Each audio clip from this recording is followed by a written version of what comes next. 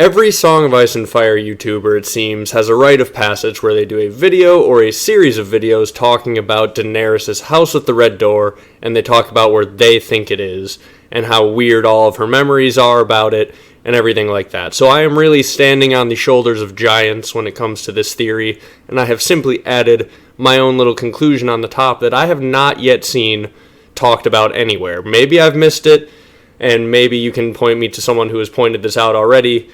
But that being said, I am going to on some level assume you know what I'm talking about with the red door. If you do not, pause the video, watch every Song of Ice and Fire YouTuber's video on Dany's house with the red door. You're going to want to start with Preston Jacobs and the Page of Lies, work your way through the Interesting Nerd Club and the red door theory, and if you get lost anyway in the middle, just take a nice break, find yourself, and make sure you find your way back here to me.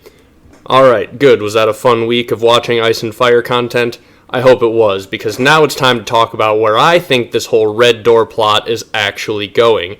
Okay, so in your binge of Red Door videos, or your past history of watching many Red Door videos if you are already caught up, you will have noticed many people do not think that the house is in Braavos. It really doesn't make sense.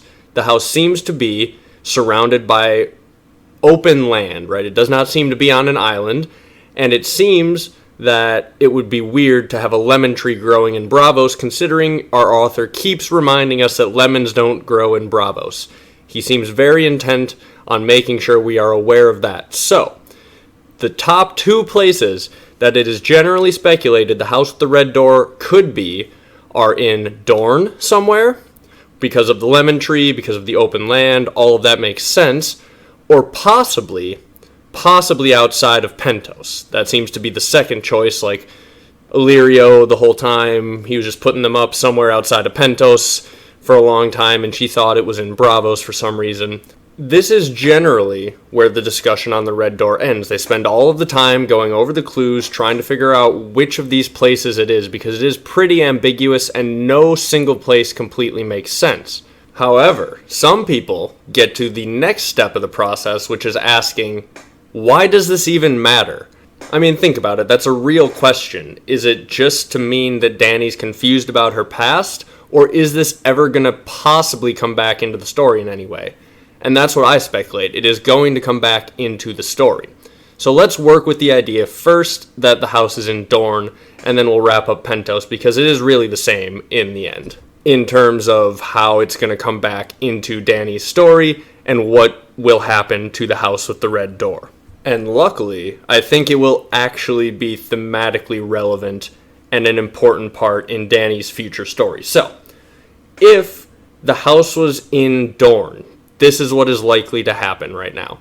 Dany has just rejected Quentyn's marriage. He went to try tame a dragon, he got burned by the dragon and is now dead. Doran will find out about that. Arianne was pledged to be married to Viserys before he died, in secret. So, Arianne was supposed to marry a Targaryen male and try to be the queen. Quentyn was supposed to go marry Daenerys. She turned him down, he got burned. Doran's not going to be happy with that.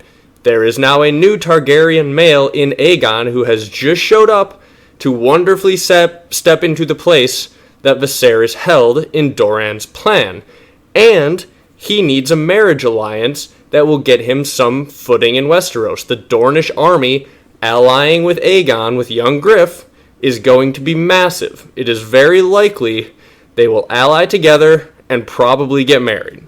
Dany is very unlikely to be very happy when she arrives in Westeros. Aegon has potentially already taken King's Landing, has declared himself the Targaryen king, son of Rhaegar Targaryen, and married someone already, so Dany can't even be queen unless she wants to be literally the second wife as part of an Aegon the Conqueror type trio, which I assume she will be offered and insulted by, right? So Dany and Aegon will likely fight, which means that Dany is going to be at war against Dorne. So, Dany has dragons. It's pretty likely Aegon is at some point going to need to hide from Dany and her dragons. The Interesting Nerd Club in their Red Door video speculate on many of the things that will happen to Dany and Aegon between them, and it's a good watch. Really, you should go check it out. And it was actually while watching this video that I came up with the idea for this theory, because they point out so clearly, oh yeah, it completely makes sense. Aegon's going to have to run and hide from Dany and her dragons at some point. And the thing that I realized is, oh, wait a minute, there is a ton of history about Dornish being really good at hiding from dragons. If you need to go and hide somewhere from dragons, Dorne would be the place. They're the one kingdom that held out from the Targaryens, and the way they would hold out is they would show up with the dragons, and they would find towns just empty. Everyone's hidden somewhere in the desert. It's like the people just disappear. Wherever the Targaryen dragons show up, they can't destroy the Dornish because they're all just hiding. They're that good at historically hiding from dragons. So if the Dornish are very good at hiding from the Targaryens and their dragons, what are the Targaryens good at doing with their dragons? Well, in Dorne. That's right, war crimes. They burn shit down all the time. That's what they do. Like, that's how they waged war against Dorne, and Dorne would just disappear and let them burn everything. In Season 8 of Game of Thrones, we get this very long scene of Dany just absolutely torching the homes of small folk and going mad. Imagine if instead of just torching a few neighborhoods in King's Landing, we have a prolonged, war where Dany is being portrayed as a usurper trying to take the throne from the rightful Targaryen king. She's going mad. The people of Westeros are sketched out about her because they love Aegon and she's fighting him.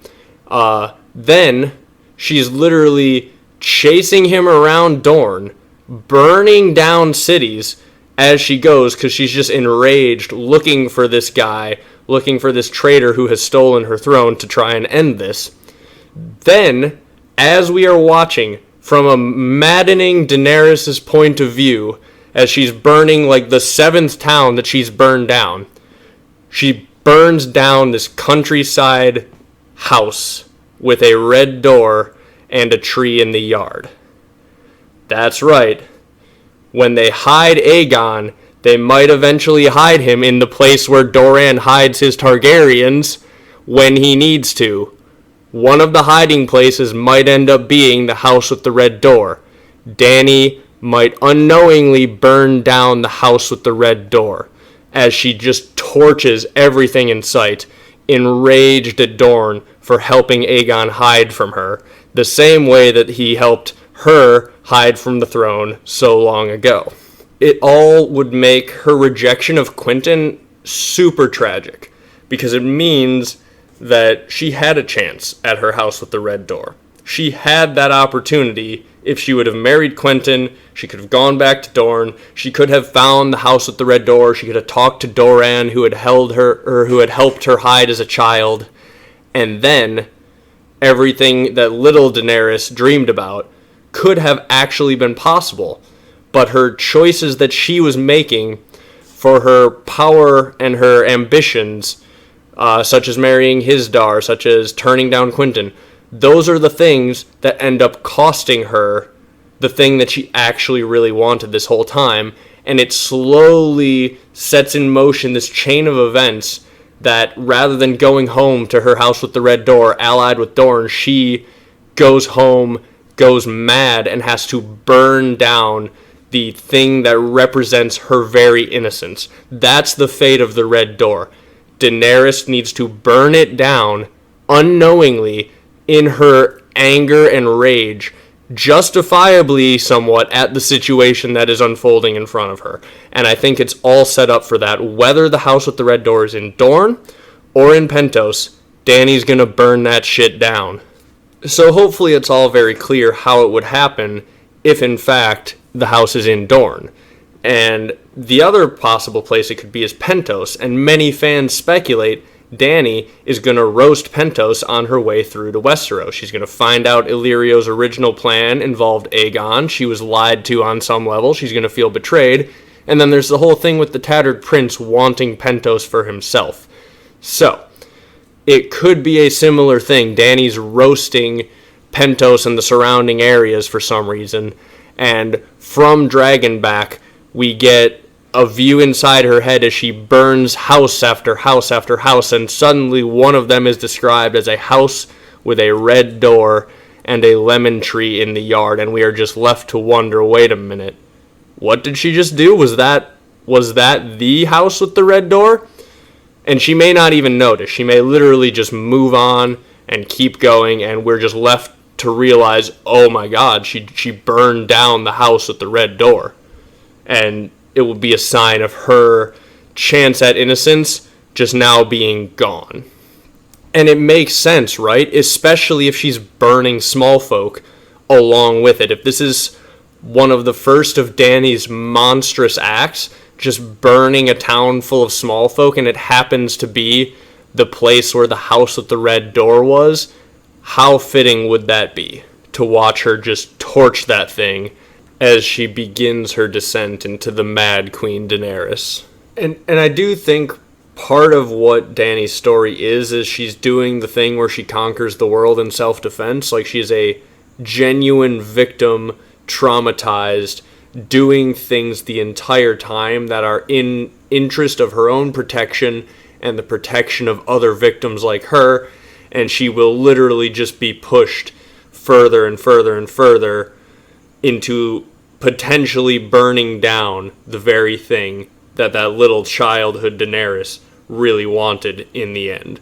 Now, a little bit of bonus tinfoil if you are an interesting Nerd Club fan and you've watched The Red Door Theory. If you have not watched it, seriously, go watch it now, because I'm about to spoil the end and you want to watch it before I do that. Alright? So, last warning. The theory is that the song Paint It Black describes a lot of Daenerys' story, and in part inspired Daenerys' story and the whole Red Door thing.